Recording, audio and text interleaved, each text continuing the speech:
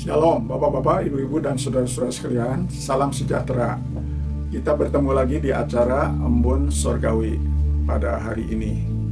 Mari sebelum kita merenungkan firman Tuhan dengan judul baru, kita akan minta pimpinan Roh Kudus lebih dahulu. Terpujilah namamu Tuhan Allah yang Maha Kasih, yang telah memberikan firman kepada hamba-Mu, dan sekarang kami mau membagikan firman ini. Kiranya Roh Kudus akan menolong hamba-Mu, mengurapi hamba-Mu, juga bapak-bapak dan ibu-ibu saudara sekalian yang diberikan anugerah kesempatan untuk mendengar dan merenungkan firman ini, serta menyimpan dalam hati, supaya berkenan di hati Tuhan. Terpujilah namamu, dalam nama Yesus kami serahkan doa. Amin. Kita senang dengan hal-hal yang baru, apalagi pada waktu bulan Desember dan awal tahun yang baru 2023, tahun yang baru. Baru-baru ini saya membuat trofi yang baru untuk pemenang TS melalui lewat WA. Juga memberi hadiah yang baru kepada seorang ibu yang usianya sudah tua tapi diberikan penghargaan semangat kerajinan dan kesetiaan. Juga belum lama saya dapat kemeja yang baru warna kuning, dasi yang baru, ada warna kuningnya juga, ada pena baru, dan menyenangkan juga di kebun atau tanaman saya tiap hari mekar bunga alamanda yang baru dan warnanya kuning. Tetapi ada yang lebih berharga lagi yang baru, yaitu di dalam 2 Korintus pasal yang ke-5 ayat yang ke-17 berbunyi demikian. Jadi siapa yang ada di dalam Kristus, ia adalah ciptaan baru. Yang lama sudah berlalu, sesungguhnya yang baru sudah datang.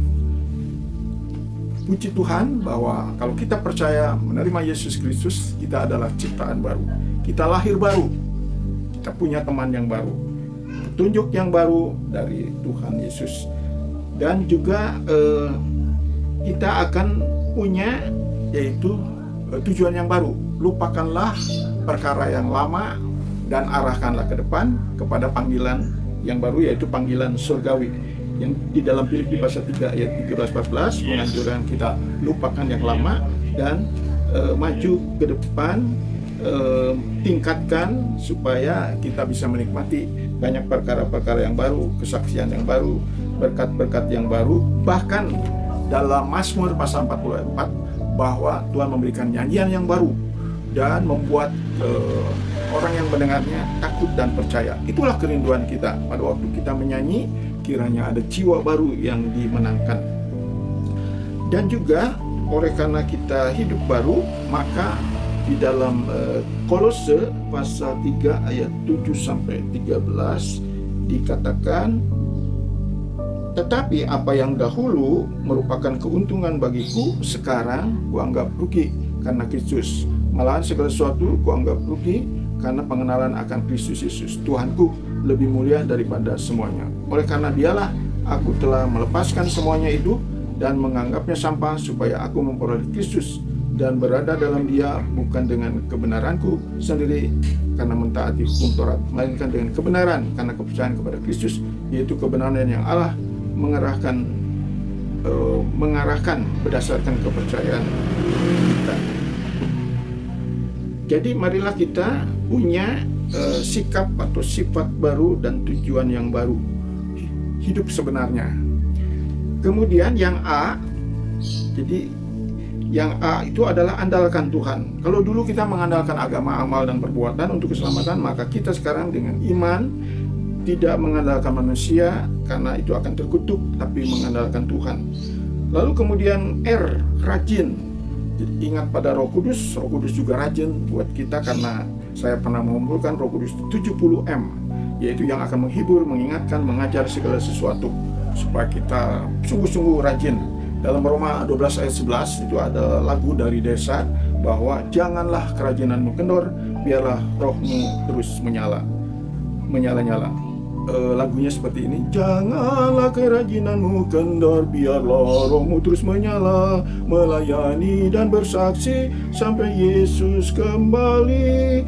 Jadi mari kita rajin, tidak jemu-jemu, dan ada peringatan bahwa kalau orang malas tidak bekerja, janganlah ia makan. Dalam 2 Tesalonika ayat 10-13.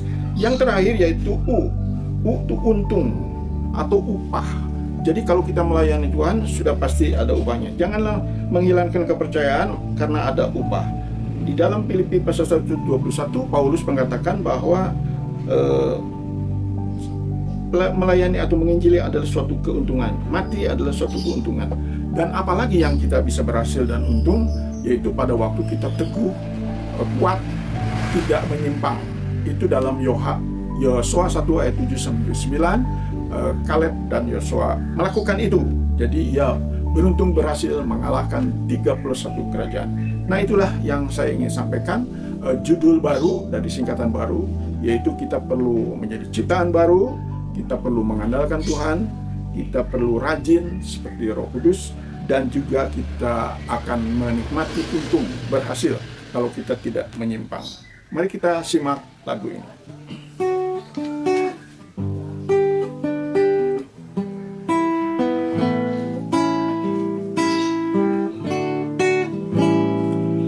Hidup baru dalam Yesus, hidup lama ku tinggalkan.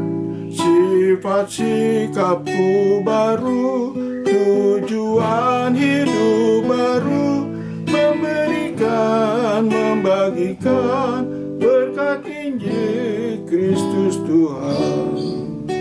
Hidup baru dalam Yesus, dibantu oleh Roh Kudus, ku mampu hidup kudus, hidup seperti Yesus, untuk sempurna ku maju terus seperti Bapakku yang tulus.